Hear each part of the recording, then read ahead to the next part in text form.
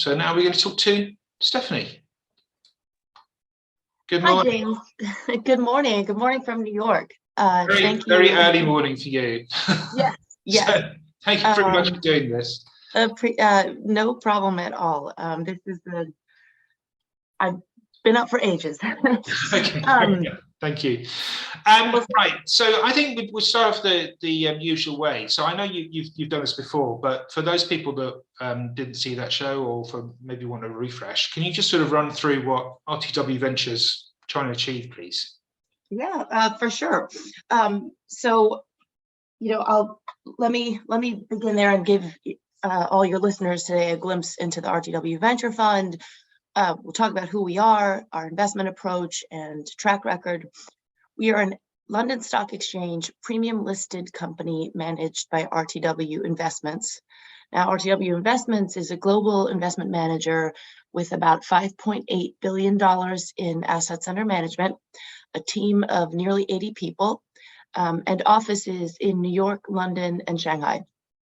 Our aim is to invest across the full life cycle and build a portfolio of companies that are powering breakthrough pharmaceutical, biotechnology, and medical technologies that will transform the lives of patients impacted by disease and disability. So we're really looking for companies developing therapies or technologies that we believe have a clear pathway to making it to patients, not just great sort of theoretical ideas.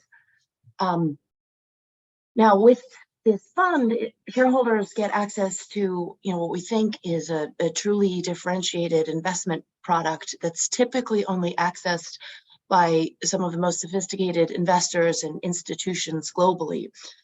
We've brought that same portfolio to shareholders who can trade shares in this on the London Stock Exchange with lower fees than the hedge funds and with daily liquidity.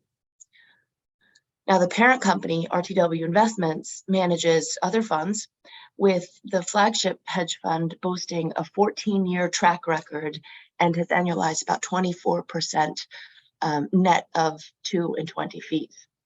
For us, it really all starts with the science.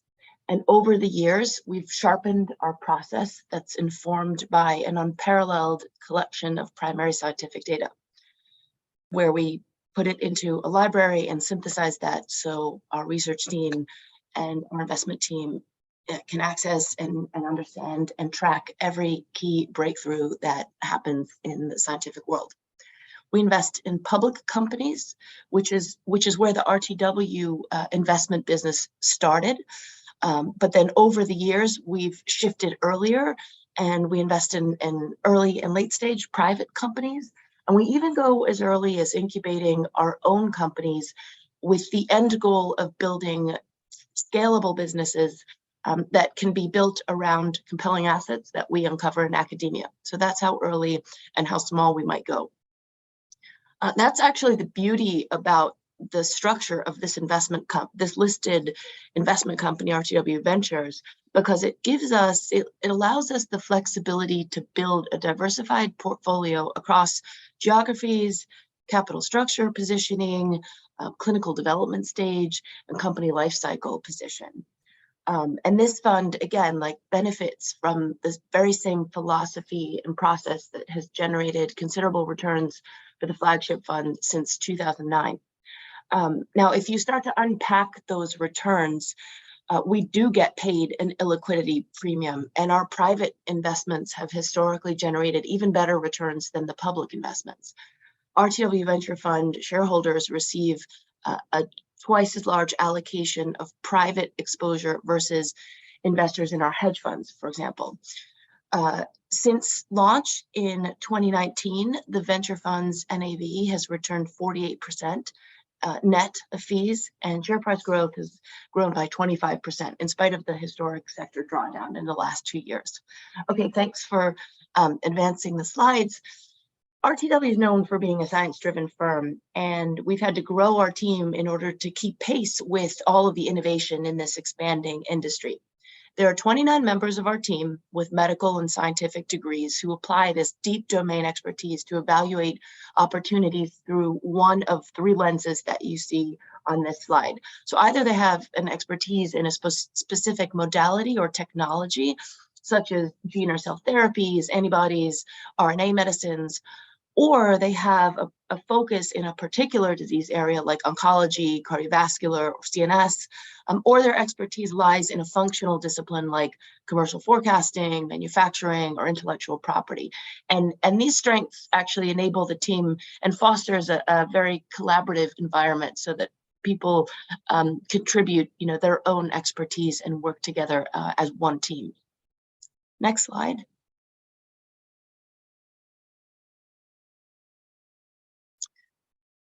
So we're proud to say that RTW has a presence on 3 continents.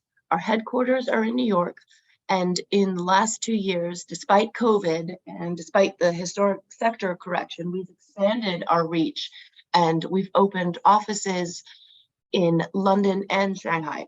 So you might ask, why not stay local? The US is considered the world leader in scientific innovation and has a rich capital markets ecosystem to boot.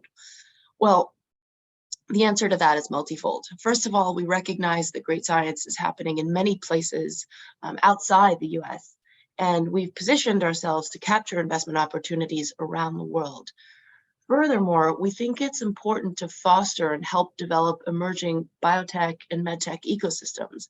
And we can do that in myriad ways. By providing capital is the obvious first way, but by being also a good and friendly syndicate partner to local investors, such as here in the UK, and also by bridging the West and East by bringing new innovative products into countries like China.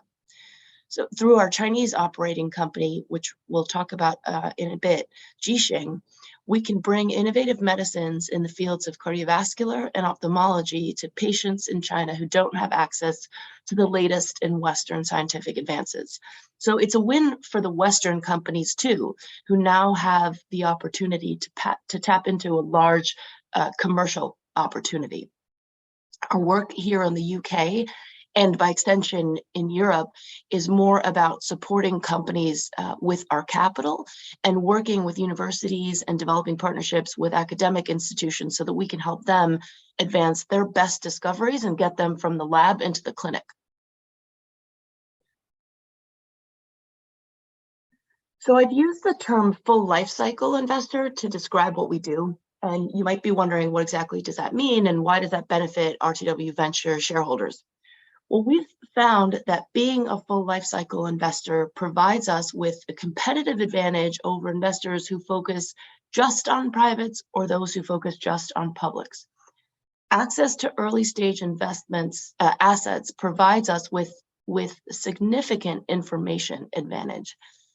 Mid to late stage venture enables that period of time where you can really build relationships with entrepreneurs, management teams, and sometimes, through formal ways, and build influence, for example, on a board. Now, as long-term investors, we view the IPO as just another step toward full value recognition rather than seeing it as a chance to exit, as many conventional venture capital funds do. And that's important because a lot of the value creation actually occurs deep into the public part of a company's life cycle. So we don't invest to build and sell at the nearest opportunity. We have the structure and the patience to capture as much of the long-term value as possible. Over the last half a dozen years, we've pushed ourselves beyond minority or passive equity investing to become business builders and partners. Our science-led research team is complemented by a team of seasoned ex-investment bankers, lawyers, venture capitalists, and company operators. Their strategic planning, creative execution, and financial engineering has enabled us to build and help build some impressive businesses. That in turn enables us to maximize a company's odds of success and ultimately deliver outsized returns to our investors. So across the columns on this slide, these are among the types of investments we can make outside of plain vanilla equity: licensing, capital markets, SPACs, and royalties. And these are all what we look at as enabling products for companies. Okay, so now let's turn to the RTW Venture Fund portfolio and performance. So we offer shareholders a portfolio of meticulously sourced, innovative biotech and medtech companies. And depending on how you slice and dice the data, there's diversification across subsector, disease area, and stage of development. 84% of the portfolio is in therapeutics, with 16 in medtech. In the middle, you'll see that oncology and inflammatory diseases actually represent the two largest segments, with cardiovascular and neurology right behind. And then almost 20% of the book today is in large cap names. That's greater than a $5 billion market cap, 44% in mid cap names, and the balance is in small caps with sub $1 billion market cap companies. Next slide. So these three companies, Rocket, Jisheng, and Yarrow, are the results of three of our own incubation efforts. Rocket is a company we founded in 2015, and today is among one of the top largest publicly traded gene therapy companies in the world. Last year in 2022, Rocket shared positive data on both their lead program, Fanconi anemia, and LAD, and both have recently crossed the bar set by their registration endpoints. They also announced a positive update on their cardiovascular program targeting Danon disease, which is a rare genetic heart disorder. And also in 2022, Rocket announced the acquisition of a cardiac gene therapy company, Renovacor, showing their ambitions for growth to the market, making a strong statement in an otherwise challenging market.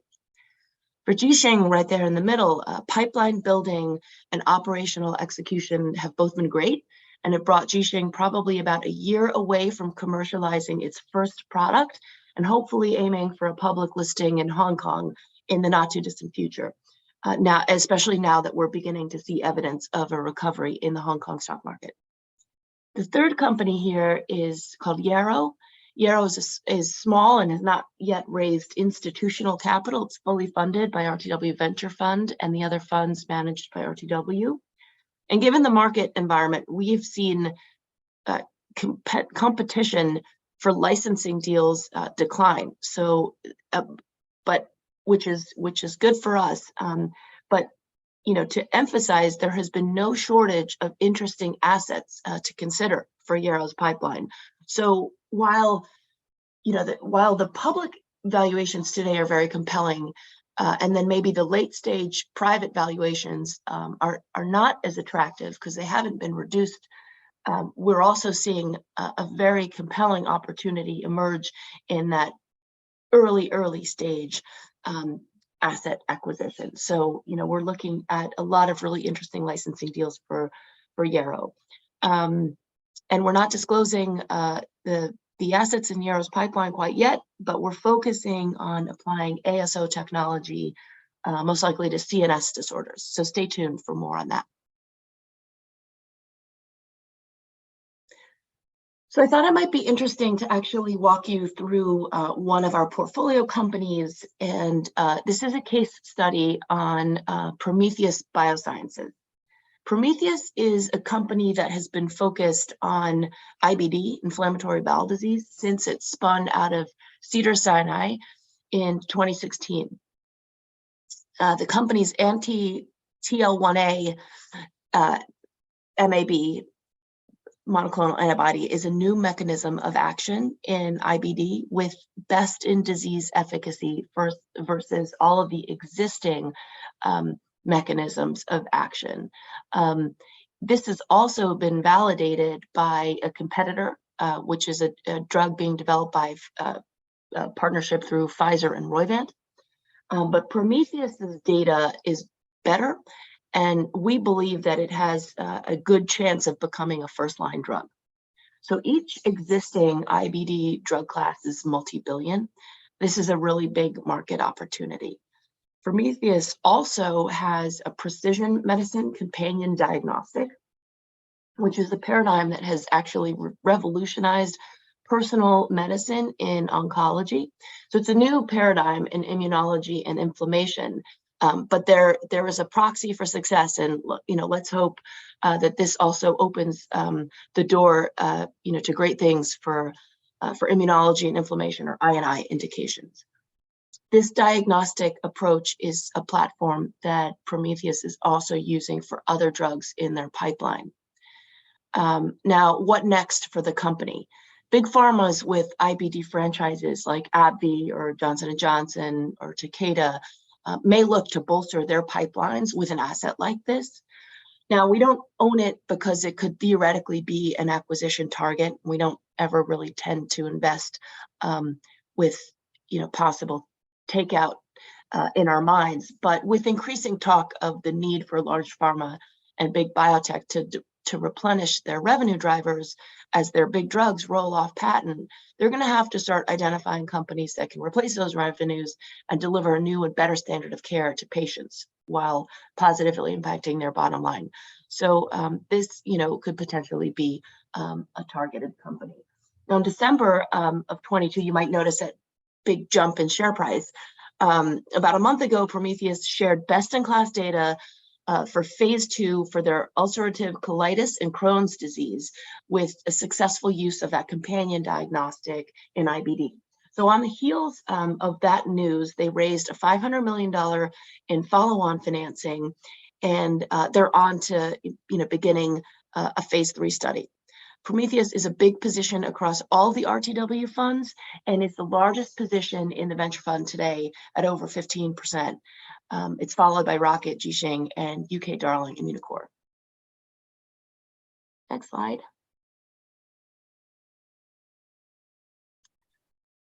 Okay, so as you can see, the venture fund suffered its share of volatility during this really dramatic bear market over the last couple years, but it's begun to recover and inflect upward. And more about the sell-off and our outlook to come.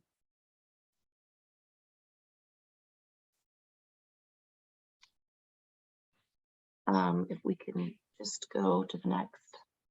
Yeah. All right. So new drug modalities. This is actually one of our favorite slides to talk about. If you have a look here, this is a really important visual because the timeline is telling you a lot. I mean, when you consider that small molecules represented innovation, look at how long that period lasted. It was for decades.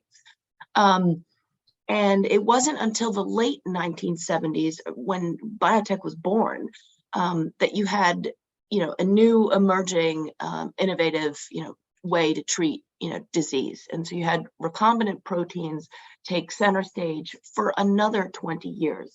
And that was until bispecific antibodies came along. And then, within a decade from there, came RNA interference. After RNA interference, it was a mere couple of years before we added AAV gene therapy and CAR Ts. And then in the last 3 years, we've added messenger RNA, protein degraders, and in vivo gene editing. So we're truly living in the golden age of innovation, and it's accelerating. Next slide. Okay, this is an ugly chart. 2022 was tied with 2008 for the second worst year for the Russell 2000 Biotech Index ever. And it was behind only 2002, 54% drop. That was when the genomics bubble burst. And you may recall that 2021 was also a down year in biotech. So back-to-back down years make for a really challenging environment. And virtually all of the generalist capital has run for cover. We've finally begun to see evidence of a recovery, and don't think that we'll retest the lows that we saw in summer of last year, in part because of real value creation in the form of novel drug approvals, such as Biogen Eisai's Alzheimer's breakthrough with lecanemab, and then also the GLP-1 class for obesity and diabetes. Next slide. Okay, what now? So with the number of small caps trading below cash at all-time highs, valuations are incredibly compelling in the public markets. And while we still have our work to do to underwrite winners, the asymmetry we're seeing is exceptional. We're in one of the best risk reward environments that we have ever invested in. 65% of companies below a $10 billion market cap are trading at less than 2 times cash, and a staggering 37% of those companies are trading below cash. Now, the market has already written those names off, so any more shock waves or any bankruptcies will not really have, that great of an impact that they might have had in the last 2 years. What's also an interesting stat from the bullish IPO vintages of 2020 and 2021, the average company that IPO'd during that time is down between 40 and 50%, with actually 70% of those vintages trading below cash. So, thankfully, though, we are off the lows and we don't believe we're going to retest those levels. The pharma index was actually up 5% last year, and small caps tend to trail, but we should see a recovery in small caps. Finally, M&A. Large pharma has in excess of $300 billion in their war chests, but have allocated a mere $50 billion to M&A in 2022. One of RTW's positions, Syncor, is a company developing a therapy for patients with hypertension and cardiorenal disease, was acquired by AZ in the first week of this year. So maybe this is a sign of more to come. That's all I have in terms of prepared remarks, but happy to answer any questions or anything top of mind. Thank you. Great. No, thank you. That's a proper sort of tour de force of the sector, I think. Where should we start? So let's come back, I think, here. So something like these three, you're creating these companies from scratch. So the question was basically about how early do you get involved? Are you, in these cases, are you coming up with an opportunity that you think and then going out and finding the people to do it, or are people coming to you saying, I've got a good idea, will you back me? Yeah, that's a great question. And historically, it's been an internally generated idea. So we come up with the idea and then we go find the people to do it, or see who is already doing it. I think more and more as our team has evolved, we have created a more formal sourcing process, and part of that I think will yield more opportunities that can also come from our strategic partners and relationships that we have with academics or strategics in the industry. Now, I'll give you one example. The framework is actually intended to be the same across any new co that we start. For Rocket, we had done about a year or maybe an 18-month deep dive into gene therapy, and this was in 2014 when gene therapy had started to have a bit of a renaissance after some false starts around around 2001 when it was first dosed in patients with an unfortunate outcome, and then gene therapy as a modality was really put on hold because the idea was we didn't really know, the community didn't really know what we were dealing with, and it was too dangerous. But we were now using next generation vectors, and things were looking up. So after this year and a half long study of what gene therapy was doing, we looked at all the companies and all of academics that were addressing disease with gene therapy. We found actually two investable companies. One was public and one was private. One was using one type of vector to treat blood and bone marrow diseases. The other was using the AAV vector that was treating a neurological disorder. Now, what we realized was there was actually a lot going on in academia, and in particular, some of these academic programs, though incredibly, early stage, they had been validated in animals, and they had moved on or were about to move on to actual clinical studies in human patients. And that's kind of the point where, you know, an academic will need capital to advance it. They can't, you know, rely on sort of, you know, government funding at that point.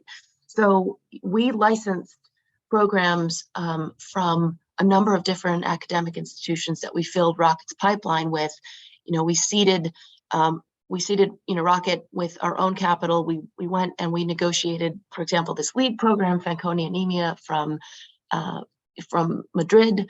We negotiated Danon disease from University of California, San Diego, and every program actually came from a different academic, some across Europe. So we then decided to, you know, go out and actually hire you know, CEO and a leadership team. We hired an ex-Novartis leader of their gene and cell therapy division, Gaurav Shah. He's still a Rocket CEO today, and he's built, you know, 400-person full-time employee, formidable company.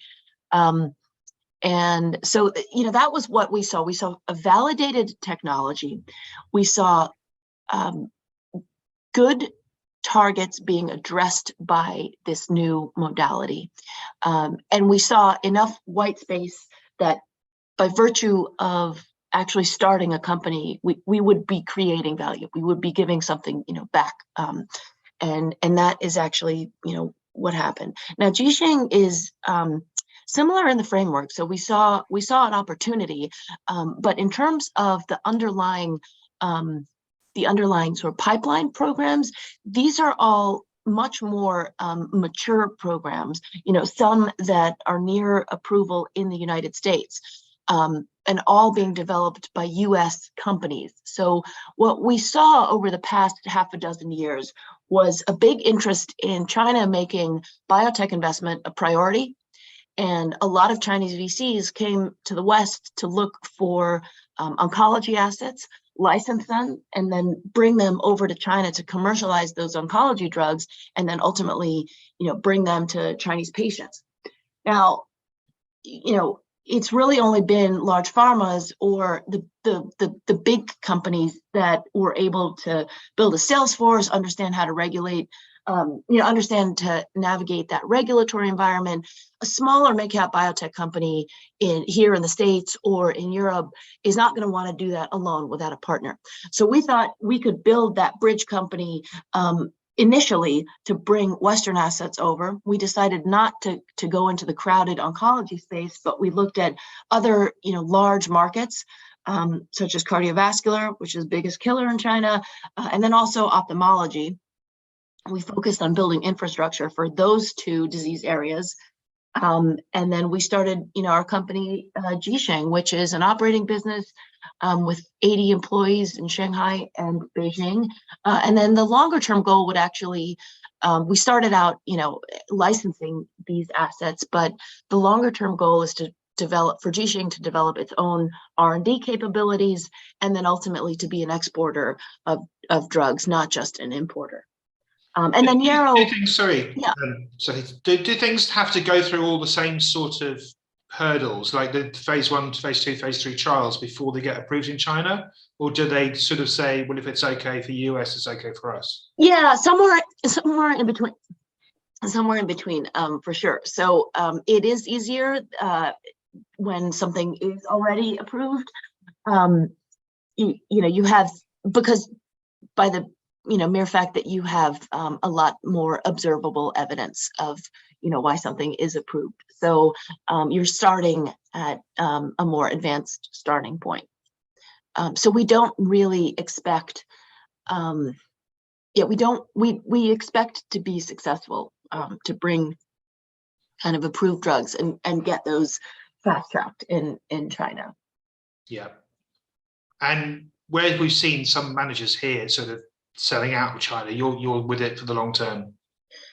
Yeah, we are. I mean, China's geography is not going to go away. Now, obviously, there are some complexities and there are some perceived risks to that market. I think for us, we do not we are operating a business there. So that really gives us a lens into what companies and what businesses deal with in the Chinese market. We're not sort of passively investing, and I think that's a really key difference. So I think that helps educate RTW, and it will certainly help us determine whether making an investment into another Chinese company is valid or not. We're not rushing to populate our portfolio with a bunch of Chinese biotechs, but we're very keen on what we're building there. And yeah, so we think that this is for us having the capabilities of building a real business there. We think this is the best way to take advantage of that opportunity today. Okay. If we look at this, there's not a lot of cash in here. You're often compared to Syncona here, which holds vast kind of cash reserves. Yeah. And I know obviously you need cash to take something all the way through from very early stages to the end. How is it that you can run it with much lower cash than they do? Yeah, so I think, because RTW's parent company started out in trading liquid public names, we decided to rather than keep a big cash reserve, which can also cause for a cash drag,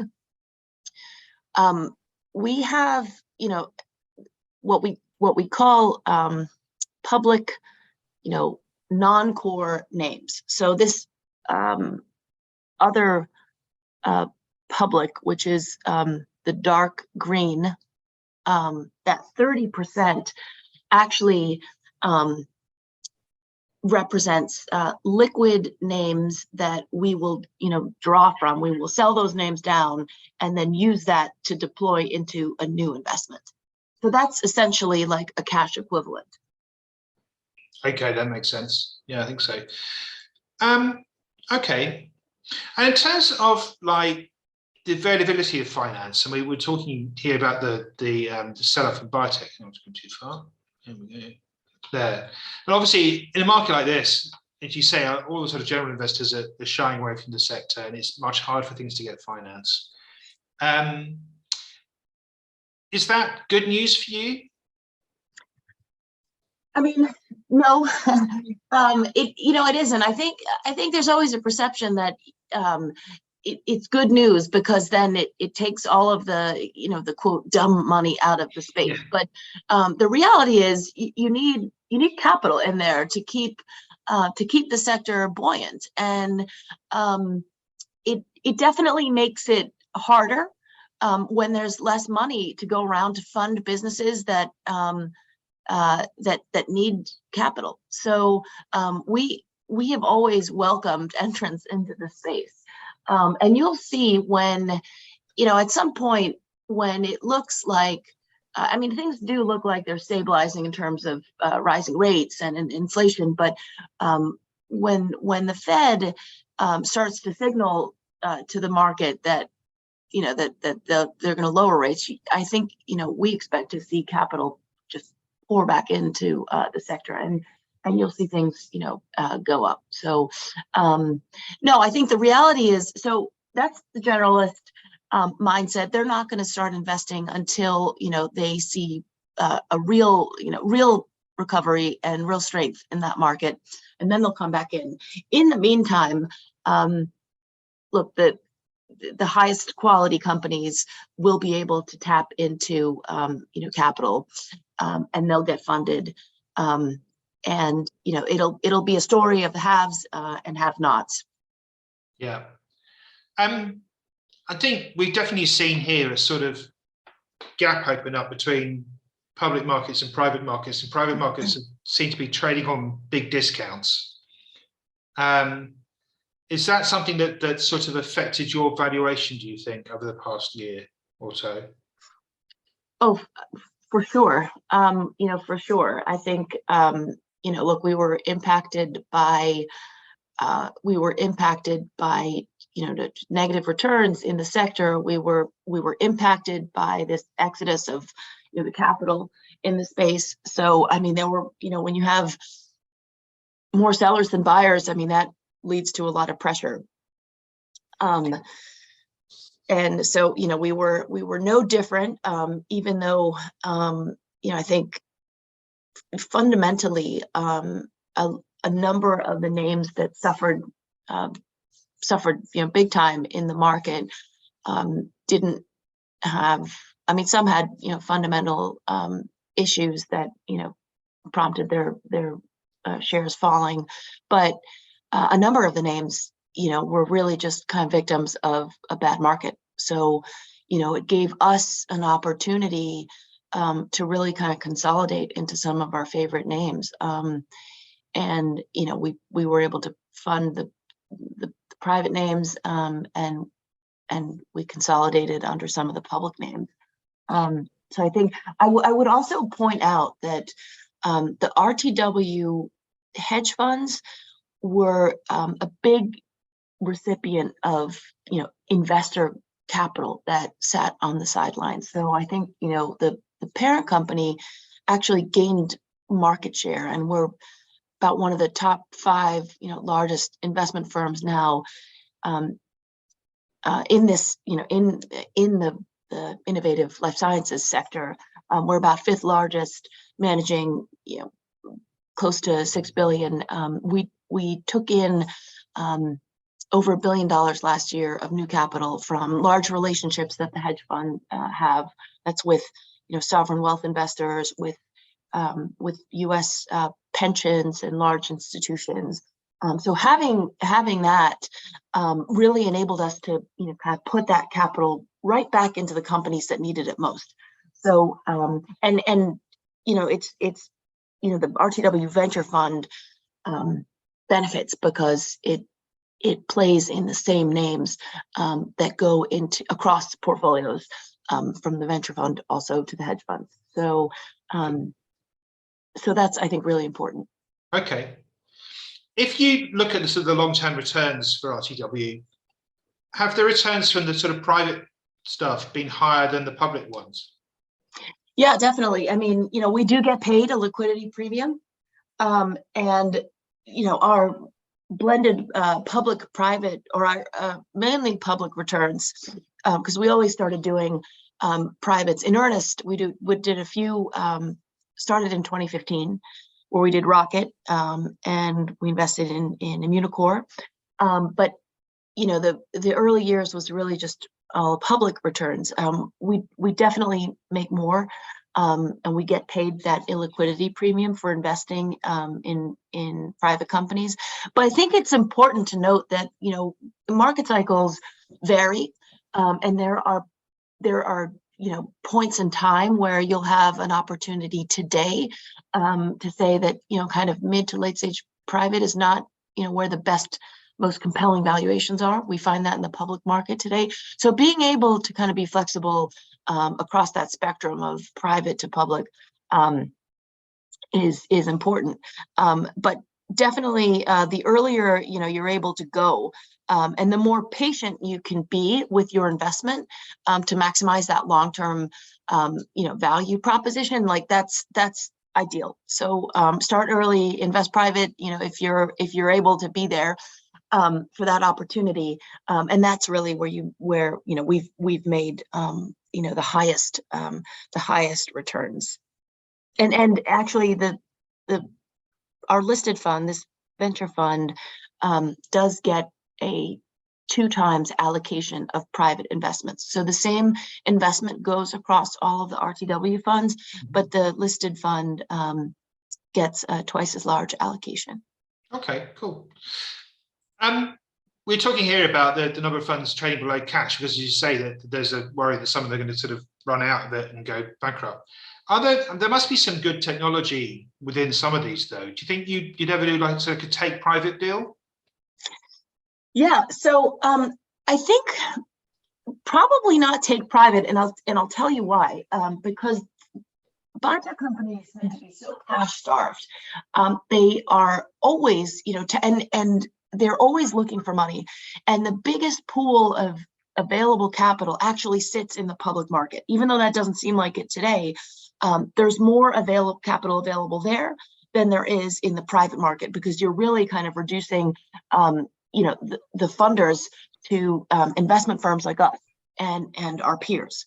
Now that's changing. I think there are more and more institutional investors who are, recognizing the value of having dedicated investments in this space, but that's going to take time to really foster and develop.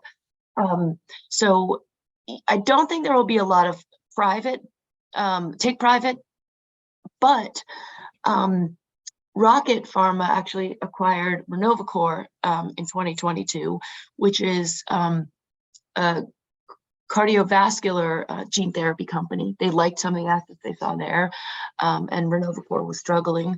So, I think you might potentially see more of that, where a company that is well-funded can go out and sort of pick off either, talent or technology. Change track slightly. You're saying here, I mean, obviously that there is a huge wave of new technology coming and new ways of tackling disease. Is the time to monetize that shortening as well? The timelines should, in theory, shorten. But the reality is, drug development is not linear. It really does take time to, ensure safety, efficacy, and then viability of something. Now, the other thing is, when you get more precision medicine capabilities to really target, drivers of disease, when you're looking at, what is the genetic driver, or what's the genetic mutation that's causing a particular type of cancer, or what's the underlying genetic cause of heart disease, you're actually targeting more rare diseases. And so it's complicated.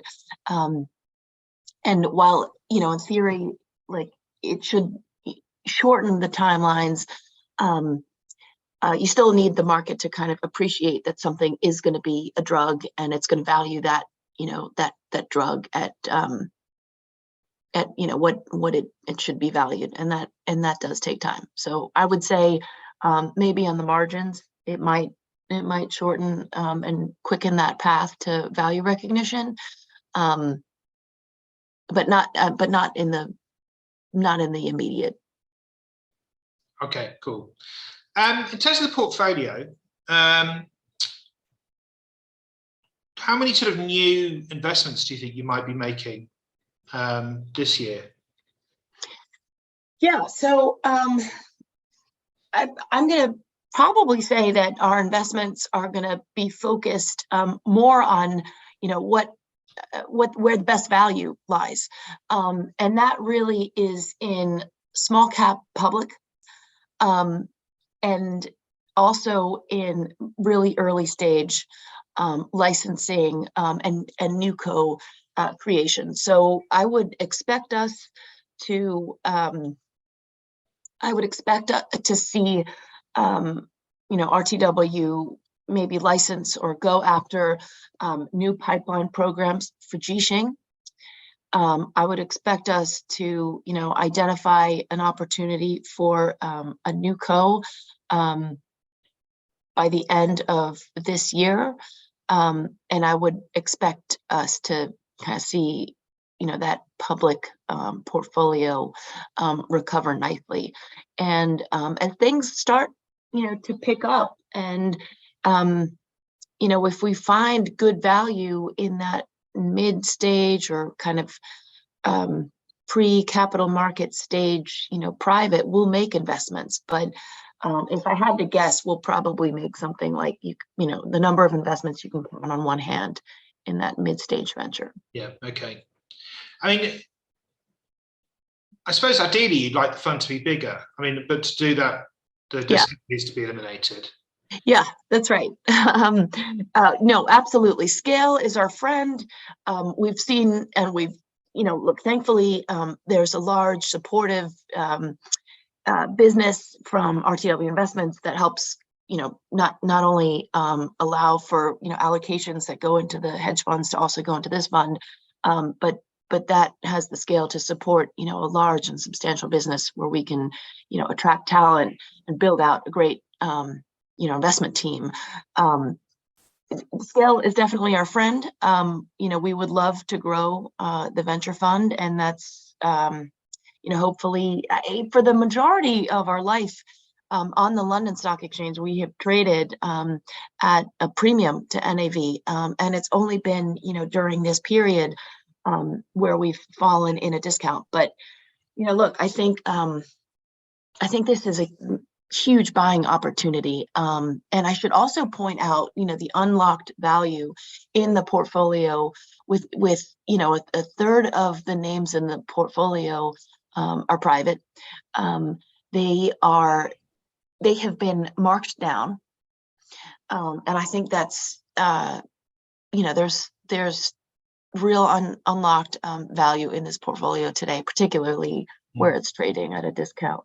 I was writing this about private equity today. Like, basically, people are saying, well, there's obviously like a valuation lag, but actually, I don't know when your valuations are, but if you're valuing things at the end of September, the markets have moved up since then.